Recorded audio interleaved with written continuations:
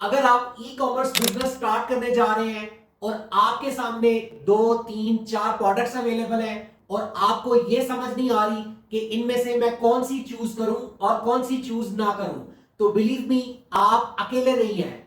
यही वो स्टेज है जहां पर बहुत सारे बिगनर्स या तो वो बहुत ज्यादा कंफ्यूज हो जाते हैं या वो जल्दी में रॉन्ग प्रोडक्ट सेलेक्ट कर लेते हैं। अस्सलाम वालेकुम दोस्तों, आप देख रहे हैं लर्न विद बिलाल और मैं हूं मोहम्मद बिलाल। दोस्तों, आज की ये वीडियो आपके लिए बहुत इंपॉर्टेंट है। आज मैं आपके वो तमाम रियल क्वेश्चंस एड्रेस करने जा रहा हूं जो हर बिगनर के माइंड में होते हैं ई कॉमर्स बिजनेस स्टार्ट करते टाइम। सिर्फ ये नहीं कि प्रोडक्ट को सिलेक्ट कैसे करना है, बल्कि अगर आपके सामने 2 3 4 प्रोडक्ट्स अवेलेबल हो तो आपको क्या करना चाहिए। अगर आपकी सिलेक्टेड प्रोडक्ट स्टार्टिंग में प्रॉफिट ना दे तो आपको क्या करना चाहिए, और आपको अपनी कंपेन के अंदर कितना बजट स्टार्टिंग में लगाना चाहिए, और स्टार्टिंग में क्या आपको बल्क ऑर्डर करने चाहिए या नहीं। ये सब कुछ आज के इस लेक्चर में हम डिटेल से कवर करेंगे। अगर आप बिगनर हैं और आपको प्रोडक्ट की सिलेक्शन में कंफ्यूजन हो रही है तो आज का हमारा लोकल ई कॉमर्स कोर्स का लेक्चर नंबर 7 है और ये आपके लिए बहुत इंपॉर्टेंट है। आपने इसको कंप्लीट एंड तक देखना है तो इंशाल्लाह एट द एंड आप इस काबिल हो चुके होंगे कि आपके जो रेलिवेंट क्वेश्चंस हैं वो भी एड्रेस हो चुके होंगे और आप अपने लिए बेहतरीन प्रोडक्ट भी सिलेक्ट कर सकेंगे। बिना टाइम वेस्ट किए चलिए वीडियो को स्टार्ट करते हैं। दोस्तों, हम कंप्यूटर स्क्रीन पर आ चुके हैं।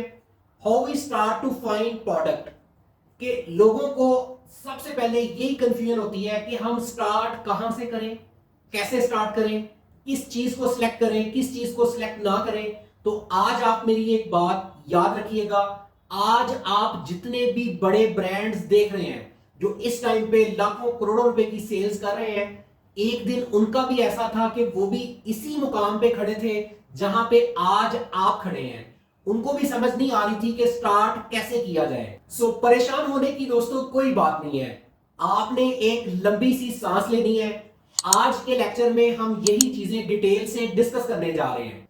आज हम डिटेल से डिस्कस करेंगे कि अपने ई कॉमर्स बिजनेस के लिए प्रोडक्ट की सिलेक्शन हम कैसे कर सकते हैं। इसमें सबसे पहले जो स्टेप नंबर 1 है, आपने ये बात बहुत मर्तबा सुनी होगी कि पैशन पैदा करें अपने अंदर, उस प्रोडक्ट को देखें कि जिसके अंदर आपका पैशन है, जो काम करना आपको अच्छा लगता है, जिसके अंदर आप पैशनेट होते हैं, आपको वो काम करना चाहिए। यानी अगर आप कोई एक ऐसा काम करते हैं जिसमें आपका दिल नहीं लग रहा तो एक टाइम आएगा कि आप वो काम करना छोड़ देंगे। अगर आपको थोड़े से भी उसमें रिजल्ट्स आना कम होंगे तो आप डिमोटिवेट हो जाएंगे और आप वो बिजनेस करना छोड़ देंगे।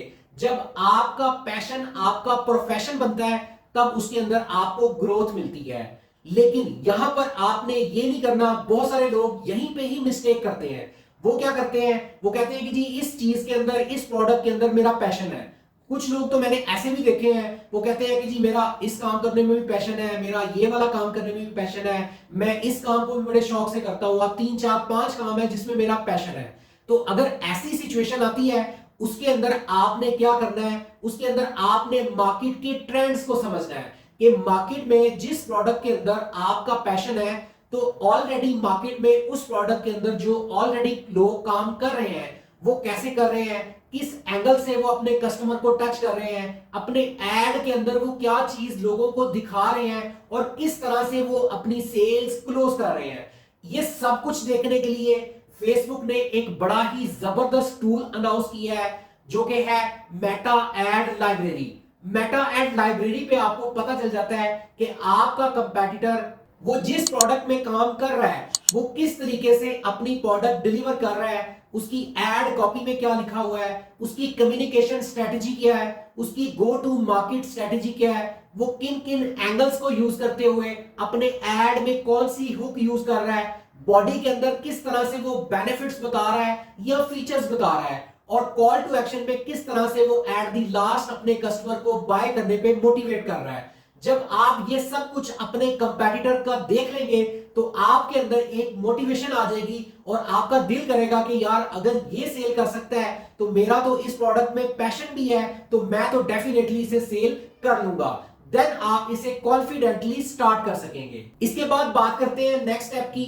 कि आप एक ऐसी प्रोडक्ट चूज करें जो किसी की प्रॉब्लम सॉल्व कर रही हो।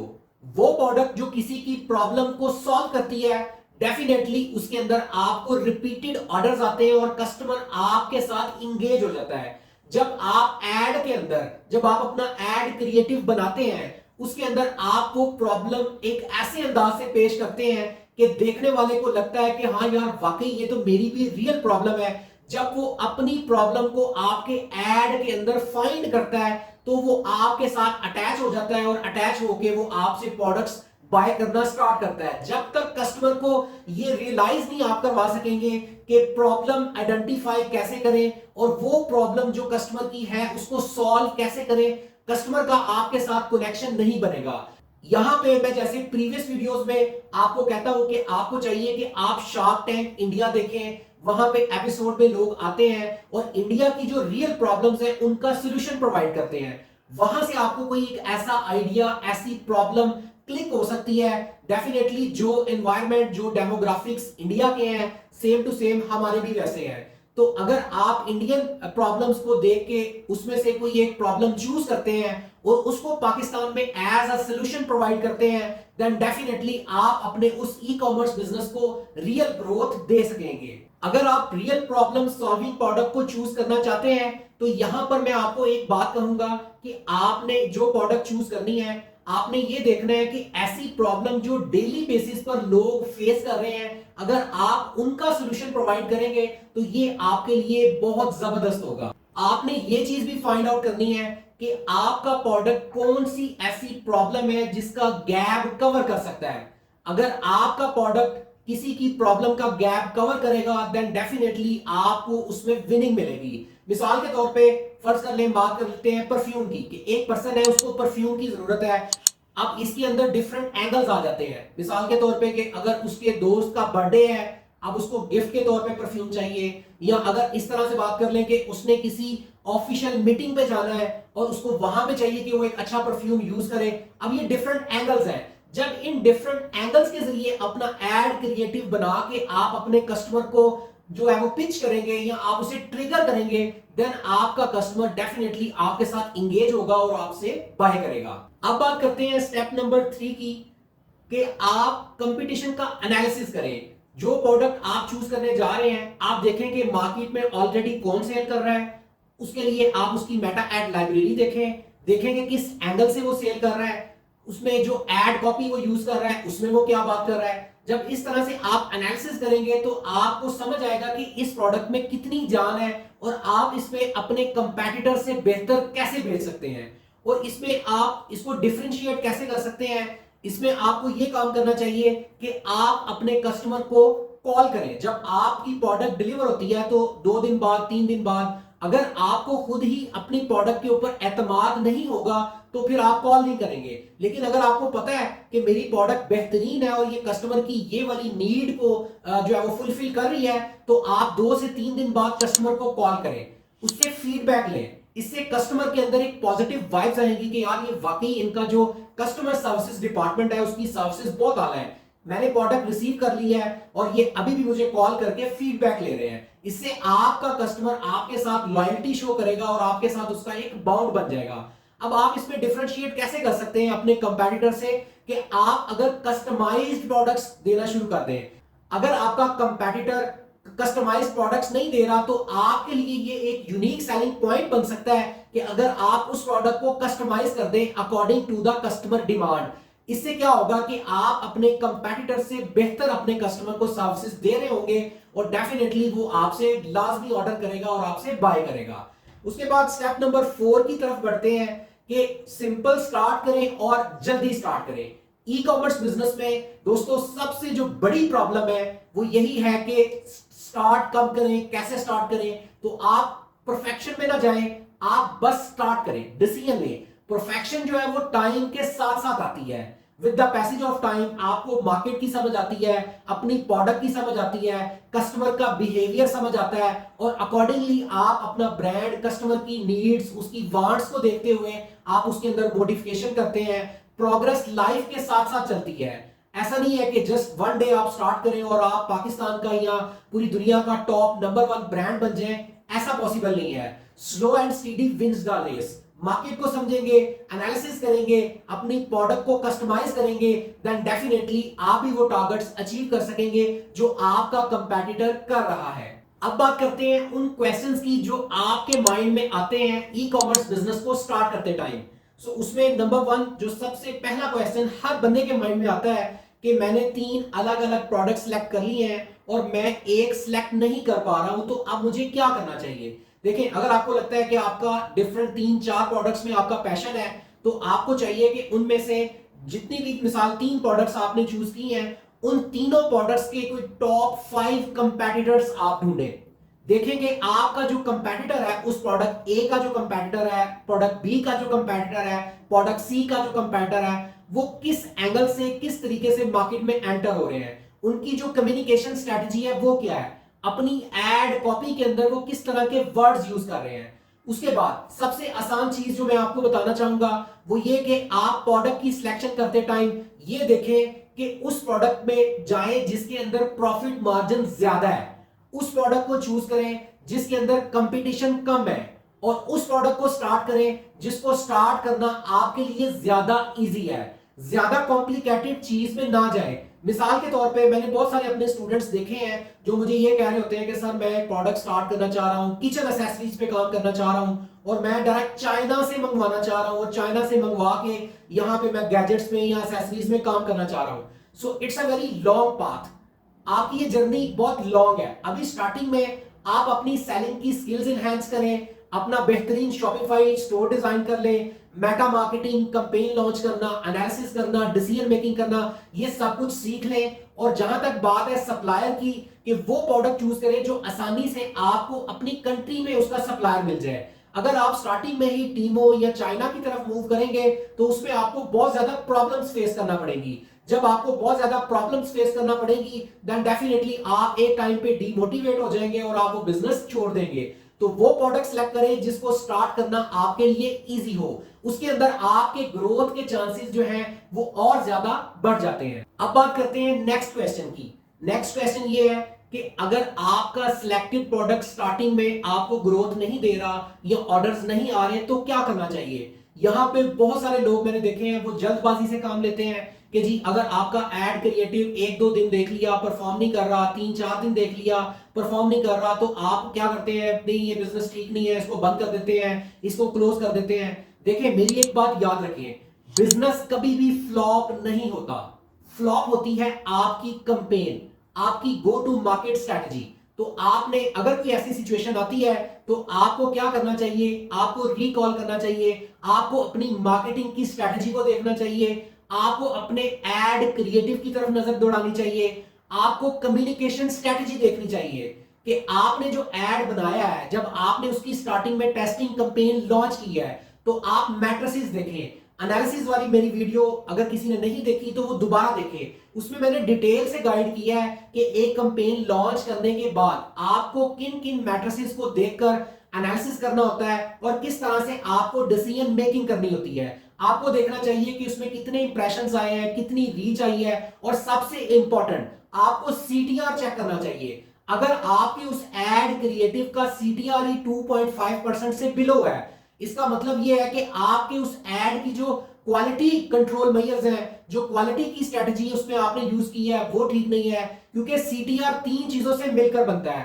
Quality control ranking, engagement rate ranking और कन्वर्जन रेट रैंकिंग। अगर ये तीनों चीजें ही आपकी बिलो द एवरेज है तो आपका सीटीआर 2% से भी अबव नहीं जाएगा। तो आपको क्या करना चाहिए, आपको वो एड क्लोज करके नए एंगल के साथ अपने कंपैटिटर को समझते हुए कि आपका कंपैटिटर किस तरह से हुक कर रहा है, किस तरह से बात कर रहा है, किस तरह से एड कॉपी यूज कर रहा है, ये चीजें आपको अकॉर्डिंगली अपने कंपैटिटर के अकॉर्डिंग देखकर बनानी चाहिए। जब आप इस स्ट्रेटजी के साथ मार्केट में एंट्री लेंगे देन डेफिनेटली आपको सक्सेस लाजमी मिलेगी। अब बात करते हैं क्वेश्चन नंबर 3 की, जो सबसे ज्यादा इंपॉर्टेंट क्वेश्चन है। वो क्वेश्चन ये है कि इनिशियल टेस्टिंग में कितना बजट रिक्वायर्ड है। दोस्तों ये सवाल मुझे इतने आते हैं ना, इतने मैसेजेस आते हैं कि सर मैं अपना प्राइवेट लेबल, मैं वाइट लेबल बिजनेस स्टार्ट करना चाह रहा हूं, मैं एजुकेशनल टॉयज में काम करना चाह रहा हूं, मैं किचन एसेसरीज में काम करना चाह रहा हूं, मैं मोबाइल्स की एसेसरीज में काम करना चाह रहा हूं, या मैं किसी और गैजेट या एसेसरी की प्रोडक्ट में काम करना चाह रहा हूं। मुझे ये बताएं कि स्टार्टिंग में मुझे कितना बजट रिक्वायर्ड होगा, मेरा प्रॉफिट होगा तो कितना होगा। इस तरह के बहुत सारे सवाल आते हैं। उसमें सबसे इंपॉर्टेंट यही सवाल होता है कि स्टार्टिंग कैंपेन में कितना बजट रिक्वायर्ड होता है। दोस्तों यहां पे मैं आपको फिर डिटेल से गाइड करना चाहूंगा कि अगर आप प्राइवेट लेबल या वाइट लेबल बिजनेस में आना चाहते हैं, तो आप इसकी टेस्टिंग करना चाहते हैं, तो स्टार्टिंग में आपको 5,000 से 10,000 रुपए का बजट ही इनफ है। इसके जरिए अगर आप एंटर होते हैं तो आप एनालाइज कर सकेंगे कि जो प्रोडक्ट आपने चूज की है उसके अंदर कितना स्कोप है, क्या वो प्रोडक्ट कल को स्केल अप की जा सकती है या नहीं। यहां पे बहुत सारे लोग ये मिस्टेक करते हैं, वो क्या करते हैं कि वो स्टार्टिंग में ही क्या करते हैं, बहुत ज्यादा बजट लगा रहे होते हैं। उनको ऐसा लग रहा होता है जैसे कि मिसाल एक आप न्यू क्रिएटिव बनाते हैं, तो मैं हमेशा ये कहता हूं कि आप 500 से 600 रुपए से स्टार्ट करें। लेकिन कुछ लोग क्या करते हैं, वो स्टार्टिंग में 2,000-3,000 रुपया पर डे का बजट लगा रहे होते हैं। तो स्टार्टिंग में ही जब आप मेटा को ये सिग्नल देंगे कि जी मेरे पास बड़ा पैसा है, और मेटा को भी ये लगेगा कि इसके पास बहुत ज्यादा फंड्स है, तो वो भी आपके एड जो है वो इररेलेवेंट लोगों को भी दिखाना शुरू करेगा, ज्यादा लोगों को दिखाएगा, टारगेटेड ऑडियंस को नैरो डाउन नहीं कर सकेगा। उससे क्या होगा, आपका जो सीटीआर है, एक तो आपका सीटीआर डिस्टर्ब होगा, आपके एड की जो फ्रीक्वेंसी है वो आपकी डिस्टर्ब होगी, और आपका जो कॉस्ट पर 1,000 माइल है, जो सीपीएम है, उसकी कॉस्ट बढ़ जाएगी, और कॉस्ट पर रिजल्ट जो है आपका वो बहुत ज्यादा इंक्रीज हो जाएगा, जिससे आपकी प्रोडक्ट का जो रोआस है वो आपके ब्रेक इवन रोआस से नीचे आ जाएगा। इससे क्या होगा कि आपकी कैंपेन माइनस में चलना शुरू हो जाएगी। सो स्टार्टिंग में आपको चाहिए कि आप बिल्कुल थोड़े बजट से स्टार्ट करें, उसकी टेस्टिंग कर लें। टेस्टिंग के बाद आपको समझ आ जाएगी, मैट्रिसेस देखें, एनालिसिस करें, उसके बाद समझ आ जाएगी कि आपका एड कौन सा विनिंग क्रिएटिव में जा रहा है और कौन सा आपका एड परफॉर्म नहीं कर रहा। जो परफॉर्म नहीं कर रहा उसे बंद कर दे, और जो अच्छा परफॉर्म कर गया उसको आहिस्ता आहिस्ता स्केल अप करते रहे। इस तरह से इन स्टेप्स को फॉलो करते हुए अगर आप काम करेंगे तो इंशाल्लाह आपको रिजल्ट्स लाजमी मिलेंगे। अब बात करते हैं नेक्स्ट क्वेश्चन की। अगला सवाल यह है कि कैसे पता चलेगा कि मेरा सिलेक्टेड प्रोडक्ट प्रॉफिटेबल होगा या नहीं होगा। दोस्तों ये बहुत ही इंपॉर्टेंट क्वेश्चन है। मैं चाहूंगा कि इसके ऊपर मैं एक डिटेल्ड वीडियो नेक्स्ट कमिंग आने वाले लेक्चर्स में एक डिटेल वीडियो इस पे बनाऊं, ताकि आपको मैं डिटेल से गाइड कर सकूं। अगर मैं अभी आपको इसी वीडियो में गाइड करना बैठ जाऊं तो ये वाली वीडियो बहुत ज्यादा लेंथी हो जाएगी, तो इसको अभी यहां पे होल्ड करते हैं, और मैं नेक्स्ट कमिंग लेक्चर में इंशाल्लाह आपका ये क्वेश्चन डिटेल से एड्रेस करूंगा। अब बढ़ते हैं अपने लास्ट क्वेश्चन की तरफ। क्या मुझे इनिशियली अपने प्रोडक्ट का स्टॉक बल्क में बाय करना चाहिए या नहीं। दोस्तों ये वो बहुत बड़ी मिस्टेक है जो जूनियर्स बिगिनर्स स्टार्टिंग में करते हैं। वो क्या करते हैं कि वो बल्क में बहुत बड़ा ऑर्डर दे देते हैं। स्टार्टिंग में मैंने भी ये बहुत सारे मिस्टेक्स की हैं, बहुत सारे ब्लंडर्स किए हैं। मैंने बहुत बल्क में ऑर्डर बाय कर लिया, स्टॉक बाय कर लिया, और बाद में मुझे चूंकि आइडिया नहीं था, मार्केट की स्ट्रेटेजी का नहीं पता था, कंपेन कैसे लॉन्च करते हैं ये पता नहीं था, मतलब स्किल्स नहीं थी, तो डेफिनेटली जब मैंने इतना स्टॉक बाय कर लिया उसके अकॉर्डिंगली ऑर्डर्स ना आए तो डेफिनेटली क्या है, मुझे लॉस हुआ। सो आपने ये काम नहीं करना। आपने स्टार्टिंग में अपना जो कंपेटिटर है उसकी 1 से 2 प्रोडक्ट्स को आप ऑर्डर करें, उसको मंगवा लें, उसको फील करें, प्रोडक्ट की क्वालिटी देखें, और ये देखें कि जो प्रोडक्ट आप डिजाइन करना चाह रहे हैं उसके अंदर क्या ऐसी चीज है जो आप इस कंपेटिटर की प्रोडक्ट जो है उसका जो गैप है उसे फिल करें, या इससे बेहतर प्रोडक्ट आप बना सकेंगे। सो मैं कभी भी आपको रेकमेंड नहीं करूंगा कि आप स्टार्टिंग में बल्क ऑर्डर करें। स्टार्टिंग में 1 से 2 प्रोडक्ट्स के साथ ही आप इसकी टेस्टिंग कर सकते हैं, और टेस्टिंग के रिजल्ट्स के ऊपर आप डिसीजन मेकिंग ले सकते हैं कि आपको बल्क ऑर्डर करने चाहिए या नहीं। सो दोस्तों आज के इस लेक्चर से आपको कंप्लीट अंडरस्टैंडिंग हो गई है कि ई कॉमर्स बिजनेस के अंदर प्रोडक्ट की सिलेक्शन सिर्फ गैस वर्क नहीं है, इसके पीछे प्रॉपर एक रिसर्च है कि मार्केट कैसी है, प्रोडक्ट जो आपने चूज की है इसके अंदर प्रॉफिट मार्जिन कितना है, और जो कैंपेन आप लॉन्च करने जा रहे हैं वो किस सिस्टम के अकॉर्डिंगली आप ऑप्टिमाइज करेंगे। अगर आप बिगनर हैं तो आपको स्टार्टिंग में प्रोडक्ट ढूंढने की बजाय बेटर डिसीजन मेकिंग सीखनी चाहिए, क्योंकि अक्सर सक्सेस उन्हीं लोगों को मिलती है जो डाटा को समझते हैं, टेस्टिंग स्टार्ट करते हैं, और प्रोडक्ट को प्रॉपर्ली एनालाइज करके उसे इंप्रूव करते हैं। ना कि सिर्फ वो लोग जो सिर्फ बैठ के सिर्फ सोचते रहते हैं। दोस्तों, ई कॉमर्स बिजनेस के अंदर अंदाजा नहीं बल्कि रिसर्च वर्क काम आता है। सो अगर आप सीरियसली ई कॉमर्स बिजनेस के अंदर इंटरेस्टेड है तो आपको चाहिए कि ये वीडियो देखने के बाद आप अपनी सिलेक्टेड प्रोडक्ट को दोबारा से एनालाइज करें। और अगर आज की ये वीडियो आपको अच्छी लगी है तो अभी चैनल को सब्सक्राइब कर लें, वीडियो को लाइक करें और बेल नोटिफिकेशन को प्रेस कर लें ताकि लेटेस्ट वीडियो सबसे पहले आपको मिल सके।